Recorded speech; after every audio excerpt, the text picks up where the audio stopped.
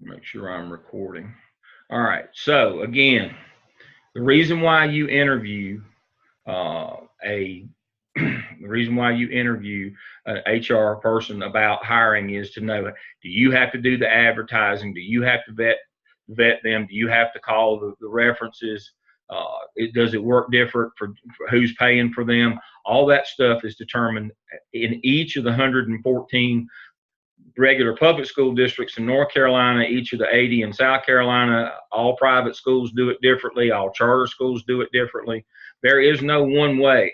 Every place does it differently. You just need to find out the way they do it. Same thing for employee assistance compensation plans and benefits. It's different in every district. It's different in every type of school system. Um, you I was reading a post today of a person who's in a district that offers short-term disability. That's one of their benefits. They pay part and you pay part. Everybody doesn't get that. Some districts have employee assistance, like psychological counseling and things like that. Others don't. Some have local supplements. Others don't. Charter schools, private schools, their benefits package different than public schools. Their retirement system is different. All those things are different according to every district or every school system that you're in, public, private, charter, North Carolina, South Carolina. Every district, the compensation plans, their HR benefits are different. You need to be aware of that because you're going to get those questions. Even though that might not be part of your purview or your job, if they work for you in your building, you need to know where to direct them, or you need to be able to answer simple questions. That's important. Especially like you got somebody that didn't get paid on time, or there's some issue with one of their benefits, or workman's comp. That's going to affect your building. You need to know how to get help for that person. One of my favorite stories is I had a young teacher who came to me with her paycheck at the end of the first month and said, I didn't get as much money as I was supposed to get. And I said, what do you mean? She said, this is not near as much as they said it was going to be. I said, well, are you being paid on 10 months, or did you elect to be paid on 12 months? She said, I elected to be paid on 12 months. I said, well, they took your 10-month salary and divided it into 12 installments so you get less. This wasn't an IQ test. They weren't going to pay you the same for 10 months as they do 12. She actually thought that she was choosing to get 2 more months of pay. No, you get the same amount of pay. It's just divided over 12 times rather than 10. I hated to be the bearer of bad news, but I learned a valuable lesson. I thought adult people would be smart enough to know that you got paid $30,000 and you could get $3,000 a month gross for 10 months, or you could get about $2,500 over 12 months. She thought it was, did she want to work 2 extra months and get 2 extra months of pay? Those are the kinds of things you learn along the way. And so that's the kind of thing that I worked in a district that had a really, really good supplement package. They got 1.5 months of pay for the year, and they got paid in the summertime. So a lot of teachers would opt for 10, and then they'd get the 11th month, they'd get a full check, but then that 12th month, they'd only get a half a check. I can't tell you the number of times I got complaints. I only got a half a check. You only get 1.5 months of supplement. I thought I'd get, that I'd get the whole month and they'd take it off during the year, or that they would amortize it. And no, you got a half a check this month. That's what 1.5 months of supplement means. You get a full check and a half check. I worked in a district that did the same thing, but they did 2 3/4 checks. Oh Lord, what an ordeal that was. Well, I was expecting to get a full check this first time. No, you get 2 3/4 checks. That makes 1.5. These are issues that sound trivial until you're the one in charge and you've got angry people that go around trying to incite the staff to be on their side. I don't know why they think there's sides in this issue, but sometimes staffs do. And so you need to go out and find out about these kinds of things, how you go about hiring in your district, and what kind of benefits package you have. I understand that a lot of privates and charters don't participate in a retirement system. They simply have a 403B or a 401k. You need to explain that to people if you're working in that doesn't mean that you're going to get that money for life. That's determined by the market going up and down. And yes, you can lose value. I worked for, after I retired from the state, the last 8 years I've been working for Gardner Webb. They don't have a retirement system. They're like any other private school system. They simply have a 401k. When things are good, you do okay. When things are bad, you don't do so okay. But you need to know that. We have people that work at the college that get upset. What do you not understand about a 401k? You need to know the difference in that and a retirement system. A retirement system you pay into that's state supported, you draw the same amount for the rest of your life, according to what plan that you opt into. One of the things I would, and the reason I mentioned that, I would caution you not to discuss retirement options with people in public or private. They need to sit down with the benefits specialists and talk about those, because everybody's needs going forward are different. For example, my wife and I retired within a year of one another from public school. Her after 30, me after 32 years. Our choices for retirement couldn't have been any more different. She took option 1, I took option 4. But that was based on individual need. Her option 1 pays her the most, does not leave me any benefit at all. She's younger than me, and so not a lot, but she's younger than me. And with, if you look at actuarial tables, the chances of me outliving her are slim. She's, because she's small and slim, and I'm not. And so I took option 4, which means I took the absolute least that I could get every month. But not only do I get it for the rest of my life, she gets it for the rest of her life as well. Even though in the same family, we had completely different needs. So you don't know what those are, but know who the benefit specialist is in your district, and get them to those in terms of retirement. But that's the practical application of this week's lesson in terms of benefits, HR, those kinds of things. You need to inform yourself, because I can't give you a textbook that covers your district. Every district is different. All right. For those of you who might have joined me late, I covered Turnitin first. You go to Dr. Stedman's shell, go to OMA evaluation Dropbox, click on Turnitin, the last one, the OMA final evidence narrative. When it's done and ready for task stream, you will not get a report. What you will get is a comment back under my grades.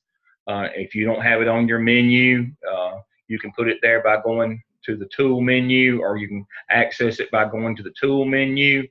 And you can under my grades, and it'll say 100, submit for evaluation and task stream. You'll get that within 24 hours of submitting it, unless there's a problem. If there's a problem, Dr. Stedman will contact you individually to work you through that problem. Remember, this is not a got you. This is usually it's just citing a reference is your only problem. If it's a plagiarism deal, he'll work with you on that too, because normally that's unintentional as well, that you copied somebody else's work and just didn't cite it properly. But that's his role. And again, once you put your work in discussion board, I comment on it and tell you what. But if it's more than I can give you in just a comment or two to fix it, I'll refer you to him and his shell, and he will work with you more individually if you need help with your evidence artifacts task.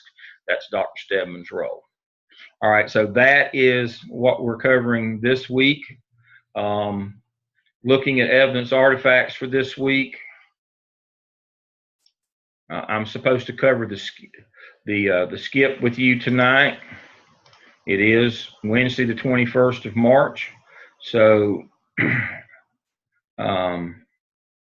I have covered the task stream submission of all. Once you have gotten your okay from Turnitin, again, it'll be in my grades in your intern shell where you submit it. You can submit it in my shell for this class. I believe I have the same thing. Let me double check before I tell you that.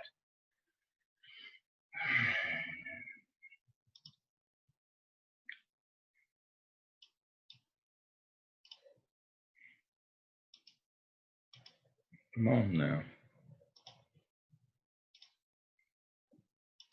Let me double check my shell and make sure that I have a Turnitin box in mine.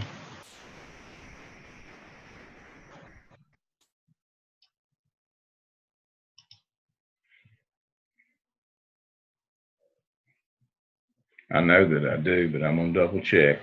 Somebody said they couldn't see it in mine. I'm gonna double check and make sure it's still there.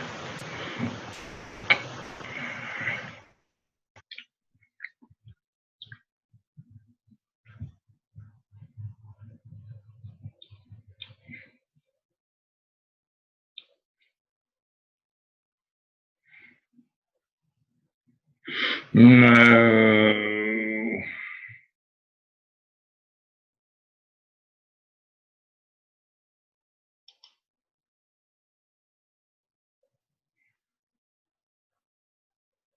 Come on.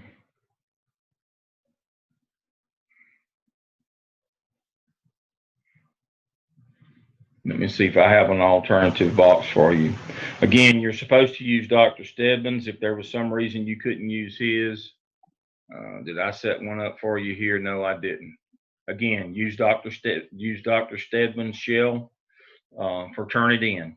Go to your intern shell, go to OMA evaluation Dropbox, OMA final evidence narrative, and submit for Turnitin there. You will get your answer back in his shell under my grades. And if it's not on your menu, you can put it on your menu by using the go to tools, submit internship for your Turnitin review. Let's look at this. Come on. Here we go. All right, the skip. The whole notion of the skip is for schools to get an understanding that the back bounce that they're looking for in parent and community involvement is increased student achievement. Let me say that again. The back bounce that we're looking for, the reason why we do all this work is to try to improve academic achievement of students.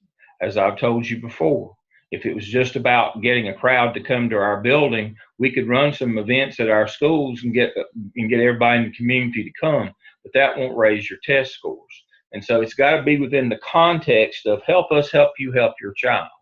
So when we look at task 1, the prompt is you'll do a needs assessment to determine the gaps in communication between the school and external communities. The whole notion here is that if you don't have a modern way to communicate with people, you can't ride a golf cart down the road putting flyers in the mailbox. That's impractical. Sending things home with kids in paper form is impractical. Sending out emails, people may or may not get them. What you're looking for is gaps in communication and may be able to plug those with some social media and digital and more modern methods of communication. That's what you're looking for. So you start with a background description of the setting. You've already done that in previous evidence artifacts. A clear statement of purpose and needs assessment. It should say we're trying to close the gaps in communication. That's why you're doing the needs assessment. Question here, gaps, wrong or disconnected. Like wrong or disconnected numbers. Exactly, wrong disconnected numbers. People don't have landlines anymore. People, just like me today, one of the students from Greensboro kept trying to call me today from the public school. I couldn't answer the phone. My phone is picking that up as a spam call for whatever reason. and my provider, AT&T keeps trying to, even though it keeps popping through, it doesn't ring, and I try to call it back, I just get an answering service because it looks like a spam call. And a lot of providers block those calls from coming through from schools. Those robocalls, they think they're robocalls. And if you sign up for the no call list for robocalls, which I have done, I can't answer the phone when she keeps trying to call me. I sent an email and told her, call me from a private phone. I can't even, most people have their phones set to a privacy setting that won't allow robocalls to come through. Those kinds of things. But now Facebook, WhatsApp, Instagram, Snapchat, those kinds of things, that trying to use more modern communication with these people is what you're looking for. And so we're trying to figure out what our gaps are. I mean, do we have communities? I mean, we have a lot of folks in some of our communities that don't have landlines and have burner cell phones, and they don't have the minutes or the hours, and they block numbers. They don't take calls. Those kinds of those are issues. A lot of people don't get or their spam email. I can't get school district email because I've got a spam filter on my phone. I get 1,000 emails a day. I don't need spam email as well. So there may be a more modern way. A lot of people are on Facebook. A lot of people are on Snapchat. A lot of groups form their own WhatsApp group. I'm a member of one of those. You're trying to figure out what the gaps are and what might you do to close those gaps. Now, a list of participants who participated during the needs assessment. Did you have parents? Did you have other faculty members? Who did you have? That was that was feeding you information on this needs assessment. You might have to do some kind of a survey, Google Docs. There should be a way for you to figure out. You can look at your teacher working conditions survey. There's some questions on there about parent involvement that involve communication.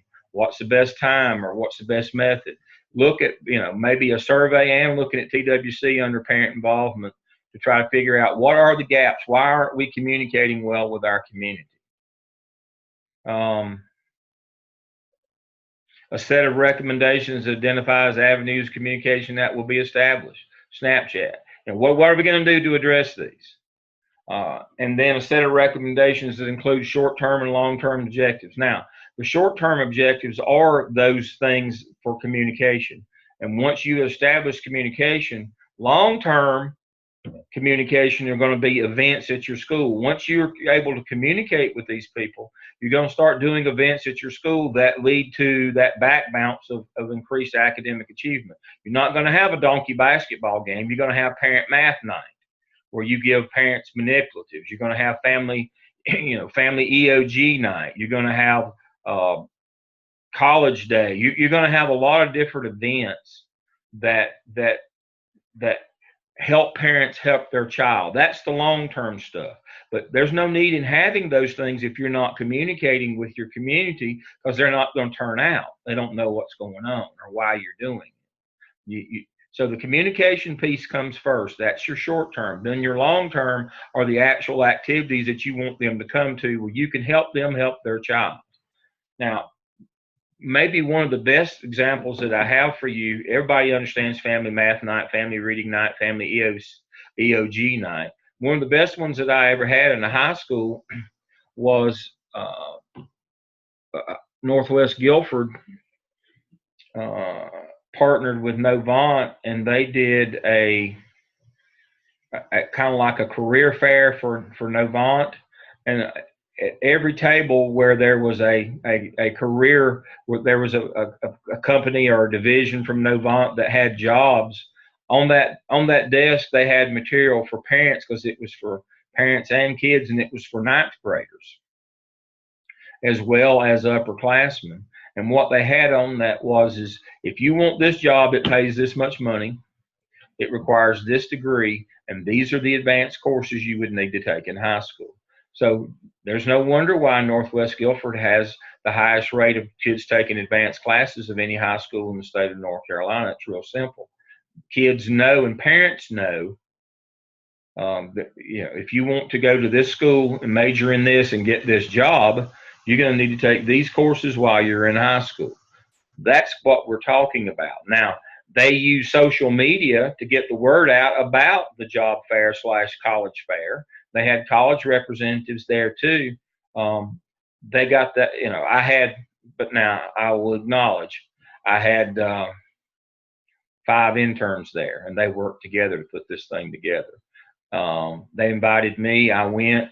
It's become a yearly thing. It's been going on for about 8 years now there. They've been doing that. It's become a rather big thing. They have a luncheon that goes along with it where they invite all their partners in to have lunch. It's a big deal. And they've done that. It started out as a skip project for some of my interns, my students and interns in Greensboro. That's how it started out.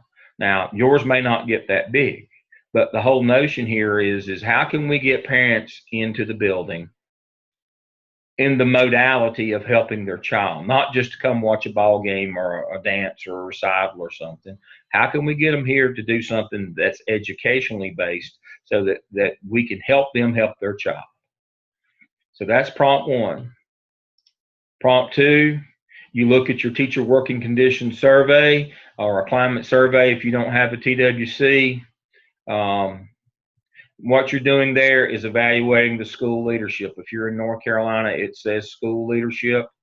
That's what we're looking for. That's the leadership that we're looking. We're looking for you to assess the administration in your school.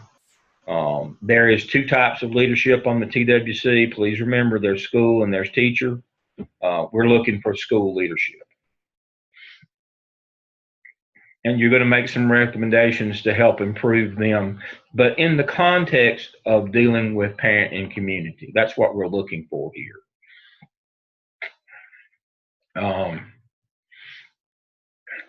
We're looking for strengths and weaknesses and recommendations, but in the context of dealing with the school community and with parents. That's what we're looking for. All right. In task 2,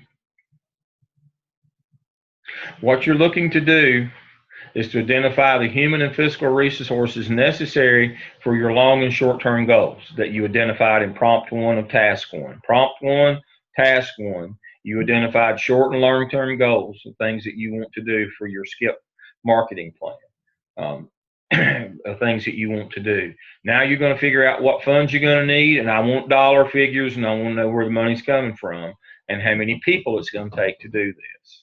So that's what you do in prompt 2. People and money. Everything takes people and money. Don't put staff. Staff never did anything. If somebody's name or position is not tied to it, it's not going to happen. Then you develop your marketing plan. You have a statement of the purpose of the plan, strengths of the program, opportunities for input, and then you express as specific activities. You express those short and long-term goals. I should see things under specific, like form a WhatsApp group, create a Facebook page for the school, things like that. That would be your short-term. Long-term goal specific activities in your marketing plan should be things like family math night, family reading night.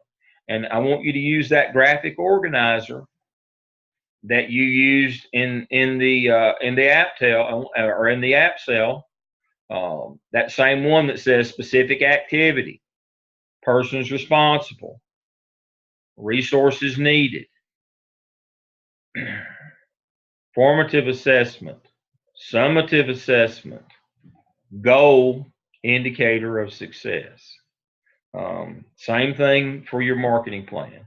What I need for you to understand here is we're going to put all these plans together and make a school improvement plan when we get to the SOB. If you should use a common format. If you don't like mine, make your own. But again, I specifically have not given you a template for the skip. You're supposed to be learning to be an administrator. You need to make your own. But you can use the same kinds of things that I made in mine. But if you want to do something, if you like something a little bit different, that's fine with me. It's time for you to start stepping out on your own, figuring out how do I want to present this information. There is no wrong in this one. I don't have a template in this one. I want to have a template in this one. I want you to begin to make your own. But it should have the same kinds of things as the graphic organizer that I have given you before in my template. And those are the things, again, you know to write a paragraph two on each of these and then summarize it in a graphic.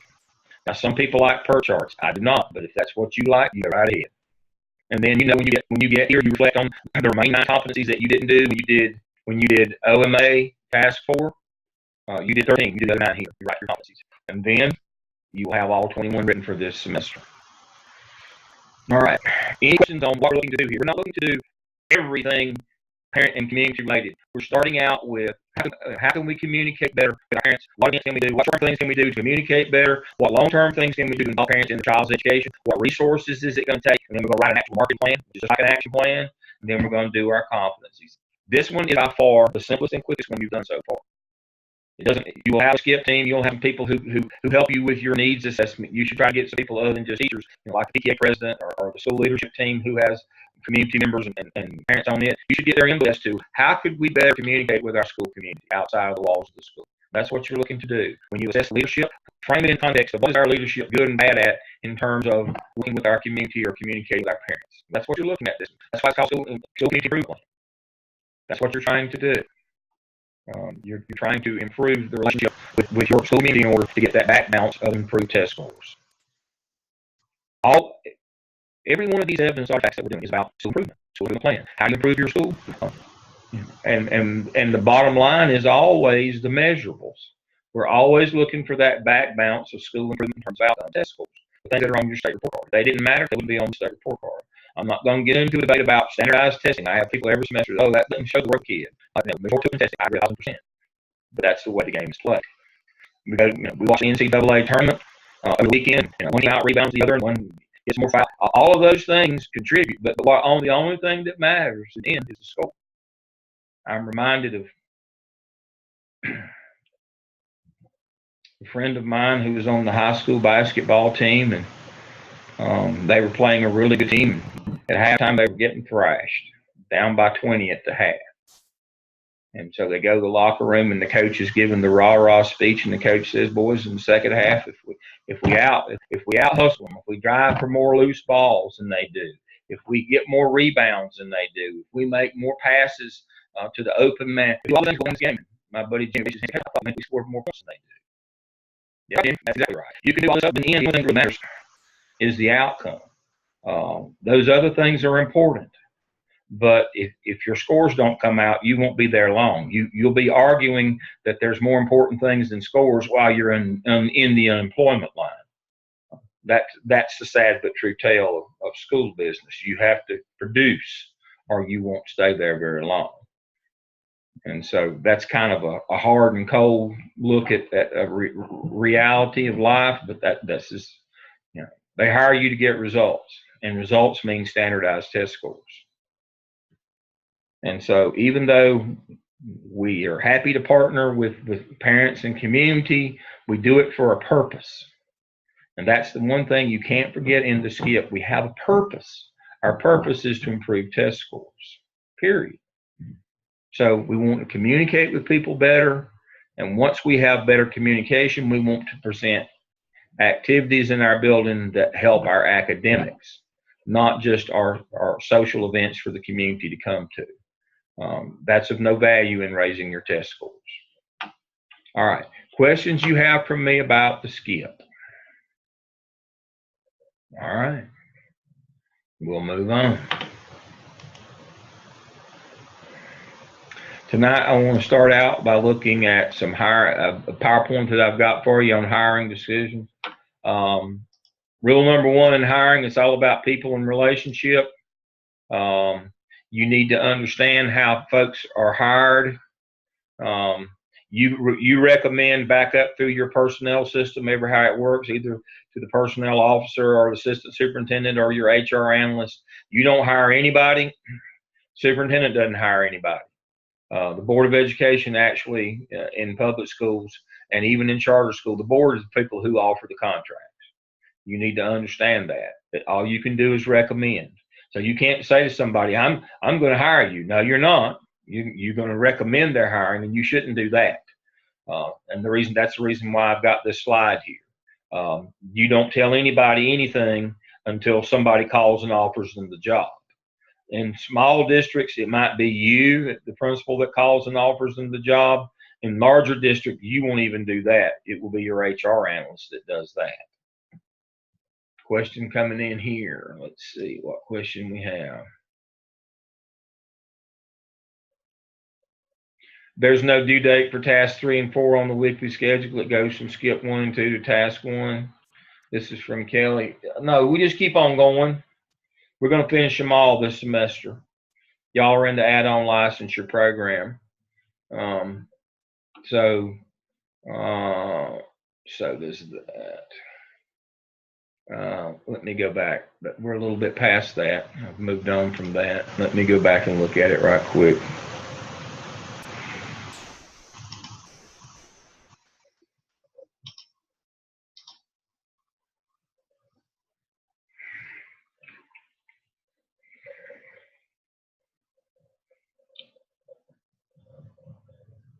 See, skip 1, skip 2. This should be 3 and 4 right here. That should be 3 and 4.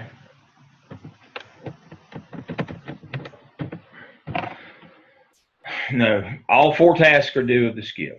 Then you go to cap 1. So you've got, from now, you've got 1, 2, 3, you got 5 weeks to do 4 tasks. You need to get those in. So that's a good question.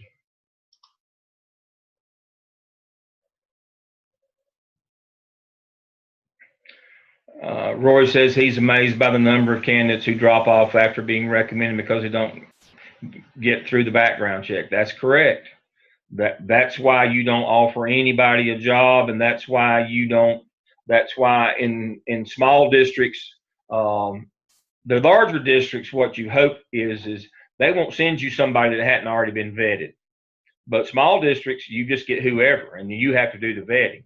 And you would be amazed at how many people, if you have 10 people come in that haven't been vetted, 6 of them won't make it through the process.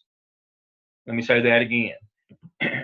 If you have 10 candidates that come in that have not been vetted, that have applied for a job, 6 of them will not get through. 60% of the people who have not been vetted do not get through. That's about the rate for teachers in this region. About 60% of them don't get through. Our teacher candidates don't get through.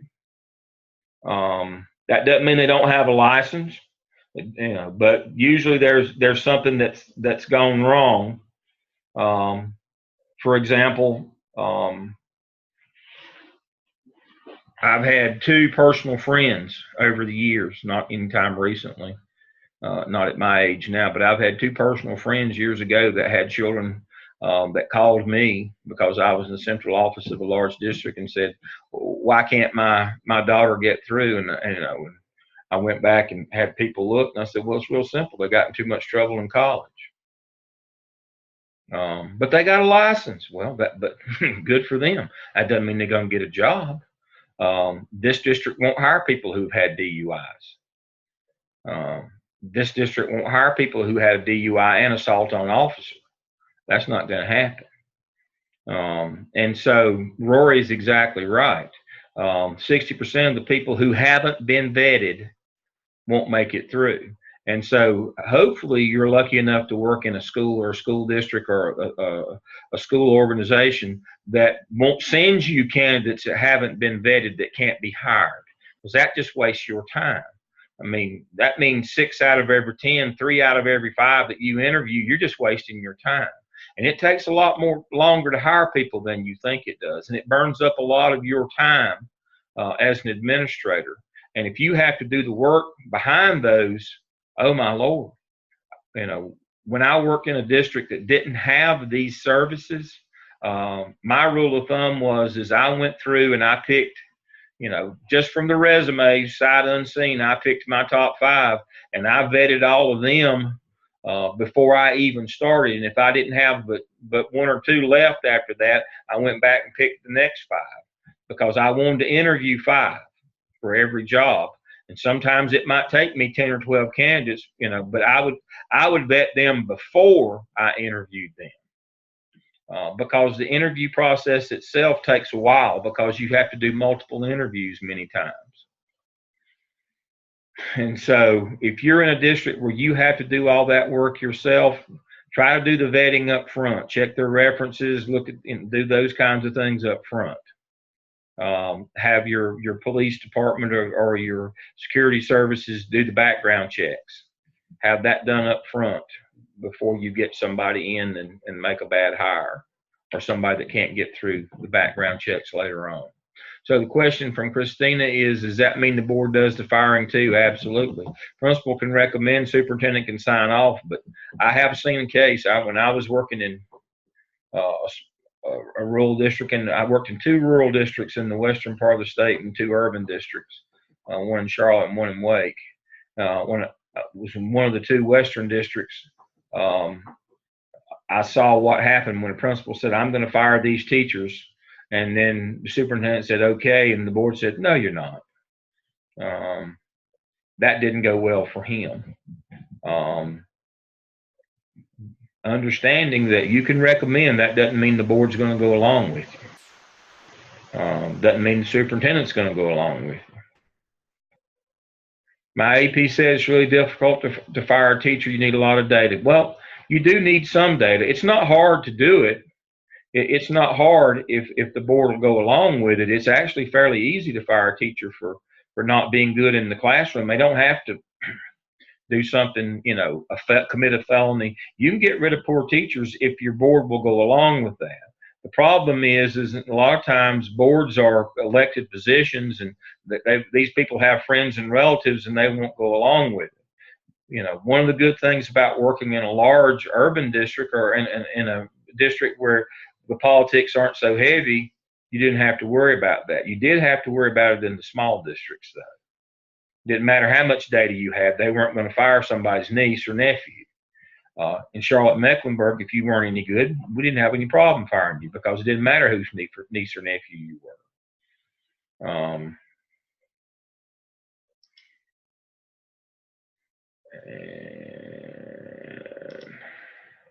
So here's the law.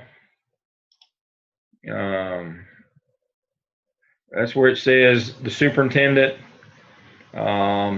will assist the board. So it has to go through the superintendent's office first and then go to the board.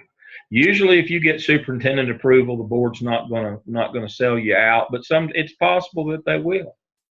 You need to kind of know that.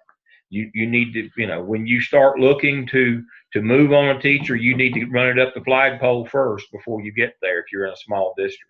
We don't have to worry about that in Charlotte or Wake. We went through the process. It was just rubber stamped at a higher level. Not so in small districts or privates or charters. Not so. The board has a lot more input in the hiring and firing in those districts. Make good informed decisions. Children first. Always think about, would you want your child to be in that classroom? It's better to make, to get nobody than a bad body. But make informed decisions. Do you have the best candidate available? Would you want your child in this class? How would this person impact your school culture? How will they impact your community? It's easier to hire in April than it is August. But sometimes that's not your fault. Sometimes positions come available late. Sometimes budget hasn't been set. Everybody knows to hire in April if you can. But if you can't, you hire when you can, but still try to get the best person that you can. Again, you need to, the associate or assistant superintendent that handles this, you need to start with them in terms of, do I have a vacancy? and they will get back to you. Yes, you have a vacancy, or no, you don't, because they're going to be looking at the funding. So what this basically means is make sure you have a vacancy, and then follow all the procedures about the vacancy announcement. Again, this is a general one. It works different in every district, but you first thing you have to establish is that you have a vacancy, and somebody says, yep, you can hire. Now, if you're in a small district, you may have to do a lot of the work yourself. If you're in a large one, you just call your analyst and say, I've got this vacancy. They'll call and confirm, and then you'll start.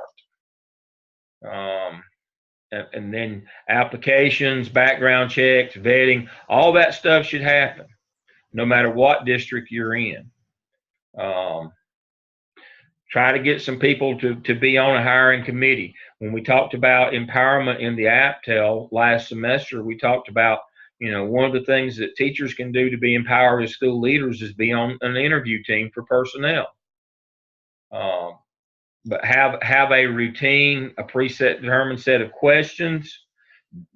Nobody should go off on their own in terms of asking, off the wall or crazy. Everybody should have the same questions, and all the questions should be vetted by you and the HR people. You can't ask somebody how old they are, or if they plan to have a baby anytime soon. Things like, you can't do stuff like that.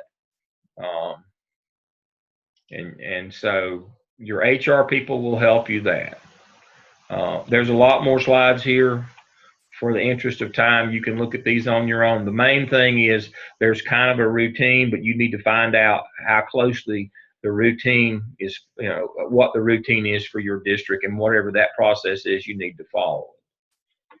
All right, new share.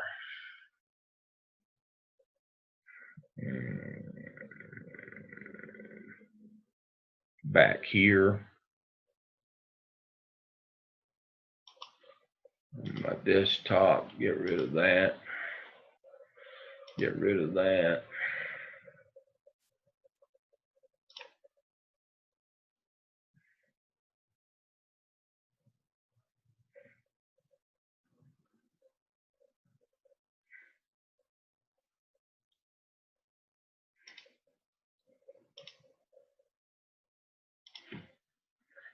Okay. All right, I want to speak to Rory's comment. It's got to collect a lot of data, and it's hard.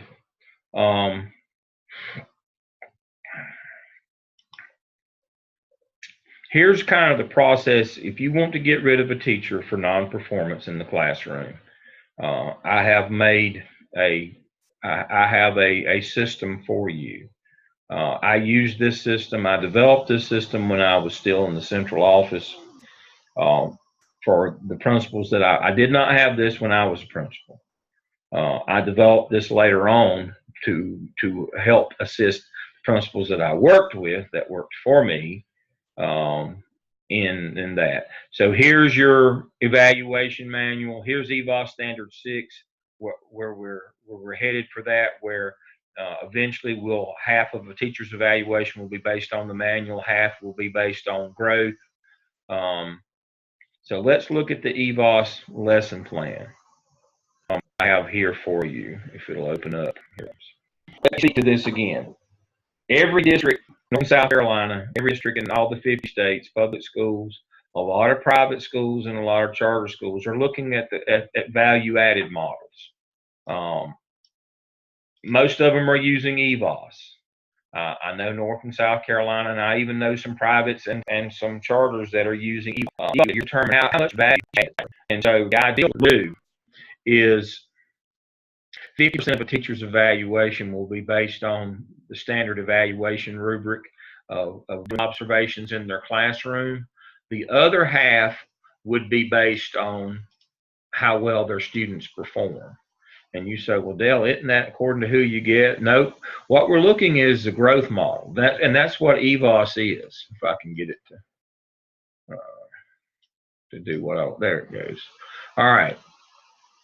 EVOS is a formula based off an analysis of variance. For a lot of states and for a lot of years, SAS Institute in Raleigh, SAS Institute, collected all this data on kids, had their scores and all their demographics. And what they were able to do was then set up a linear regression where they took the top 10 variables, those are dependent variables, and their demographic things that had an impact on test scores. Now, this is based on what the data said. This is not this is not a social engineering. This is not race, but this is what the data said in terms of who scores the best. What they were attempting to do, and this whole document is under EVOS lesson plan. What they were trying to do is these are the factors that contribute to a kid's test score right here. Now, this is not published anywhere. This is my best guess from talking and working with these people. But what they're trying to do is figure out what would this kid need to score on a standardized test to show a year's growth. And the way teachers are evaluated under EVOS is, do 85% of the kids in that teacher's classroom make a year's growth? And the school is evaluated on, do 85% of the teachers in the building kids make growth? It's 85 and 85. And so you can say, but if I get the best kids, no, this linear regression controls for all of those different things. And so it's not comparative accountability, it's growth model accountability, and the kid is only competing against himself. And the notion here is that we're trying to isolate the teacher variable. How do you add value to this kid? The teacher controls up to 10% of the kid's grade. Everything else, their test score, everything else is controlled for. And so we're trying to isolate how much impact, how much value a teacher adds.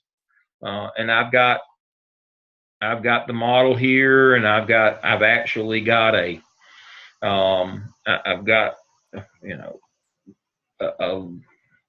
little scenario here. And so, but what's important about this is the way this is the way you can get rid of poor teachers whose kids don't perform well on tests, teachers who, when you go and do evaluations on them, this is when both of these that are independent, both of these independent measures are not good for a teacher.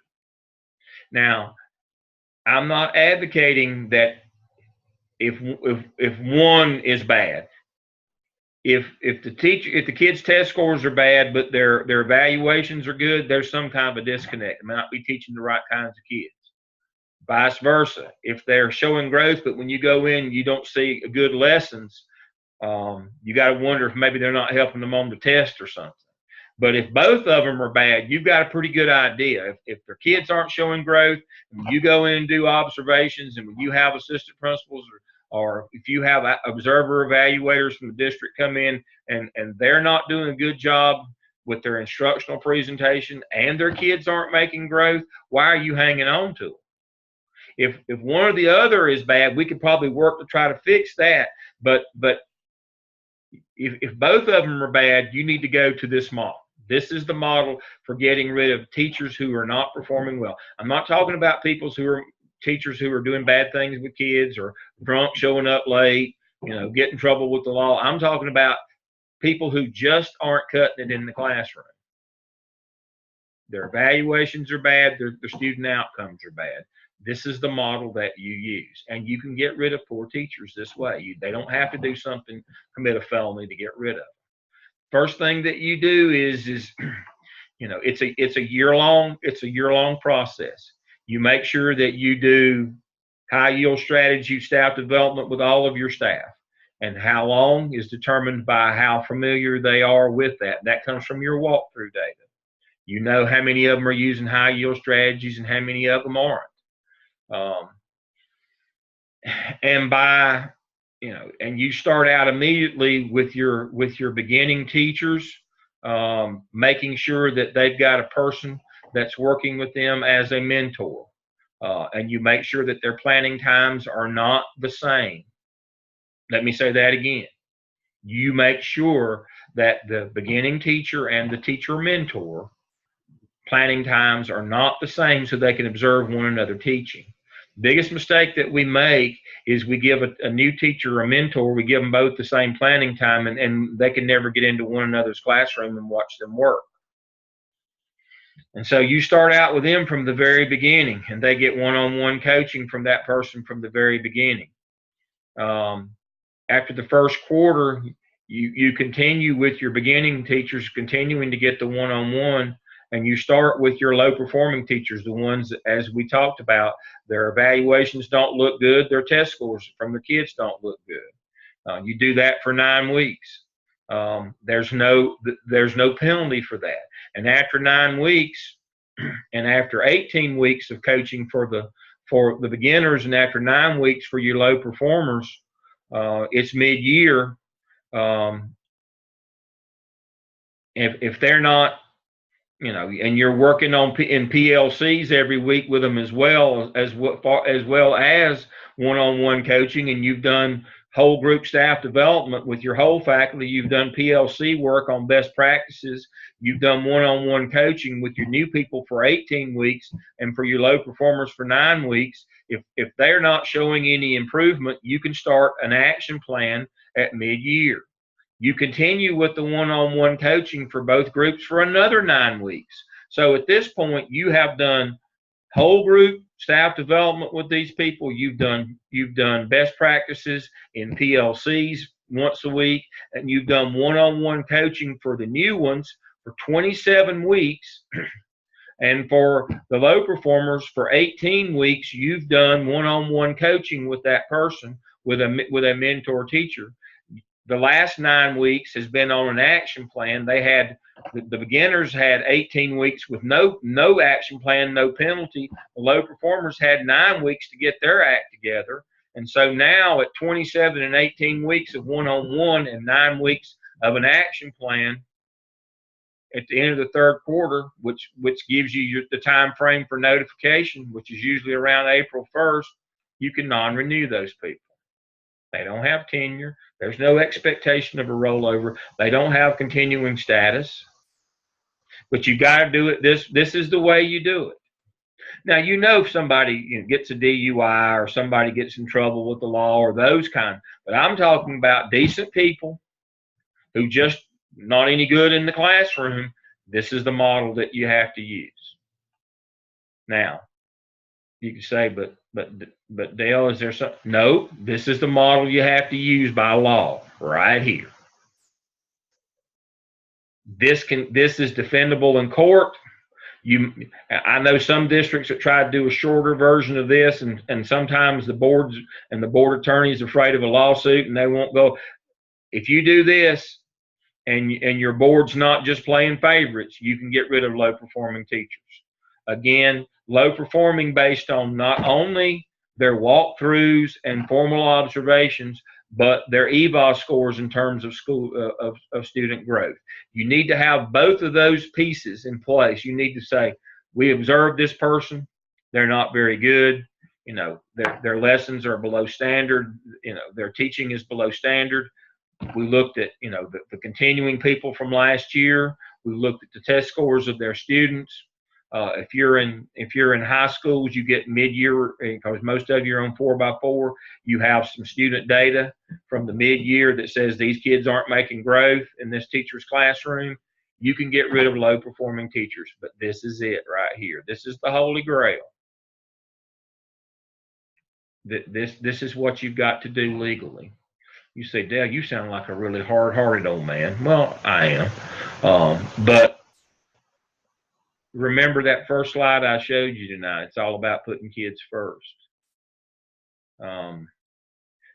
What do they do at Jones Sausage? They make sausage. What do we do in school? We teach kids. If you aren't any good at teaching kids, we don't need you to be in the classroom. That's your job as an administrator, is to make sure that child's got a shot, that he's got a decent teacher in the classroom. That's your primary function, is to make sure they've got hiring and supervising and working, developing good teachers. We started out with instructional program last semester. We started out with how to close the gap, put academic programs in. We've worked the staff development plan. We've worked our master schedule and our budget to fit our educational initiatives. You know, now we're working on school improvement on the teachers themselves. We're working this semester now on the skip, how to get parents involved with us to try to help their kids. But none of that stuff will help if you've got a poor teacher in the classroom. It all goes back to that. That's what we do. That's the heart of our business, is having great classroom instruction. If you've got people that can't show growth with their kids, and you go in and the lesson is disorganized and not very good, it's your responsibility to get that person out of your building. You got to get somebody else. Got a question coming up here. Would you recommend discussing this process with teachers at the beginning of the year? It's like a rubric for keeping your job. Absolutely. Absolutely. This should not be a secret. Everybody in the building knows what our plan is. I call it multi-tiered system of support for teachers. Everybody should know how it works. Nobody should be surprised when they go on an action plan. Let me say that again. Nobody should be surprised, and nobody should go on an action plan without at least 9 weeks if you're a continuing teacher, and 18 weeks if you're a new teacher. You shouldn't go on an action plan until you've had 9 or 18 weeks of one-on-one instruction from a coach working with you. In addition to, your PLC work on best practices, in addition to staff development for the entire staff. You get up at the beginning of the year and say, this is the corner of the realm, high yield strategies. Our evaluation system in the state of North Carolina and South Carolina is built around Marzano's high yield strategies, because test scores matter. That's why they're called high yield strategies. They yield higher results on standardized tests. If you don't believe in standardized tests and then I'm not sure administration's for you. It doesn't have to be the holy grail, but you have to recognize that's how the game is played. And if you don't do it, you won't play the game for long. If you don't hold people accountable for results, it just won't happen for you. So yes, absolutely, I would make this clear. And I would, and see, this would be, this whole lesson plan here is basically for teachers to explain to them, EVOS is not about who you get. EVOS is about what you do with who you get. Oh, he got the best students, he's going to get the best test scores. No, it's about growth. We're controlling for all these other variables. The only thing that can vary is the quality of the teacher in this model. And if you're not doing your part as a teacher, your kids won't make growth. If you're doing your part, they will make growth, because everything else is controlled for. You know how to present a lesson plan, what effective teaching is. You know what the high yield strategies are. All of that, is understood. And if teachers don't know, you need to make sure as well that I have it here.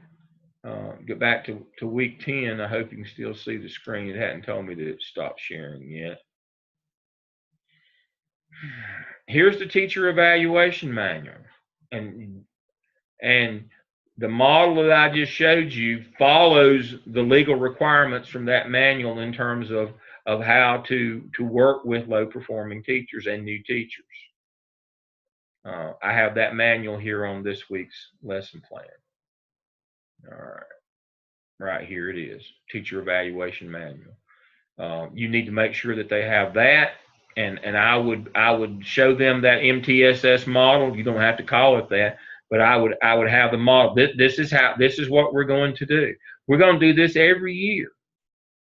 We do this every year. We start out with whole group staff development in the work days before school starts in terms of best practices.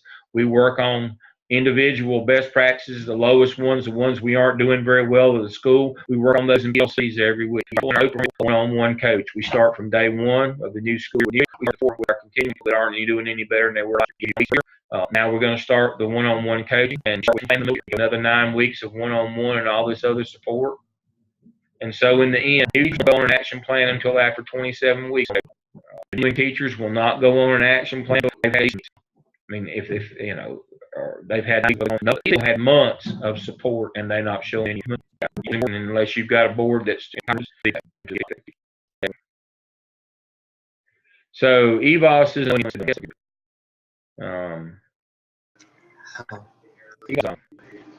EVOS it's not something that we decided that we've taken an analysis of all demographics about them, putting into analysis. This is what the change is. You can control for everything. That's very easy. Reasons. Let me. Okay, I had to mute everybody. So one of the reasons that I brought this up is that you folks don't take 602. We cover that. Y'all were excused from that because you already had a research and inquiry course. We cover that really heavily in 602. That's why I brought that in tonight. You would have had that lesson, and that's a 602 lesson from research and inquiry. Just as a reminder, I know you know those things. I know you know what analysis of variance is and linear regression, that one feeds the other. You know what independent and dependent variables are, but that if you can review that lesson plan again, that's kind of everything that you should have learned from 602s in that one lesson plan, and it's about EVOS. And everybody's using EVOS now, all 50 states. It's the golden thing. Value added is how we do business in terms of staff development and selection and retention of staff. It's all about value added now. Different states, there's different ratios of how much EVOS growth counts versus teacher evaluation. The ideal is 50-50. There are some states it's more than 50-50. Some states count more heavily toward the growth model. Some count more toward evaluation, but they both factor in. If you have a teacher who's doing poorly on both, you need to get a new teacher. If all that work with them in staff development, PLC, and one-on-one coaching, and they're still not doing any better, I mean, what else can you do? You know, it's time for a new ox. It's just tough business. You know, this is the real world. Oh gosh, how far have I gone over on my time tonight? I appreciate y'all being with me. Again, that EVOS lesson plan, it has the model for getting rid of no performing teachers, and that's your job. That's sad but true tale. It's not easy. People won't like you for it. But the staff that stays will respect you, and it's all about building that culture. That what's important here is student outcomes. That your building is about teaching and learning, and if you let teachers stay in your building that aren't teaching and kids aren't learning, you've defeated your purpose. You will not ever be able to build a culture of teaching and learning if you have poor teachers. It goes back to the APTEL. You want your best teachers being your teacher leaders, where you develop a culture in your building where great teaching is prized, and that's the most important thing, is great teaching and kids learning. Otherwise, you're just a warehouse to keep juvenile delinquents off the street and give local people a job. That's not a very fun gig as the leader, I can tell you. Questions you have for me? Sorry I ran over so late tonight. I'll try to make it up to you next week. I won't run over too far next week, or maybe not even at all.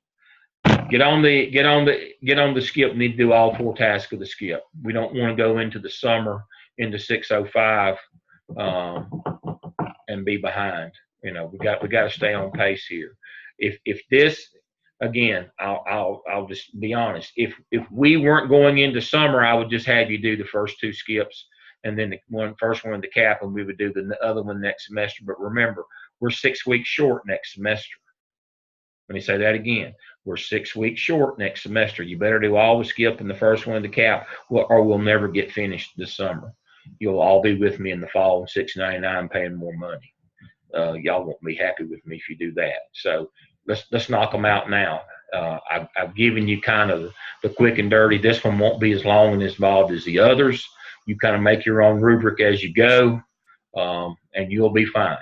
This one doesn't have to be as involved as the others. We don't have, you notice there's not as nearly as many prompts. The prompts aren't near, you've done all these prompts before, you know how to do them. We don't have as many prompts and as many, this one doesn't have near as many moving parts as the others. This one is short and sweet. You ought to be able to knock it out in a couple weeks.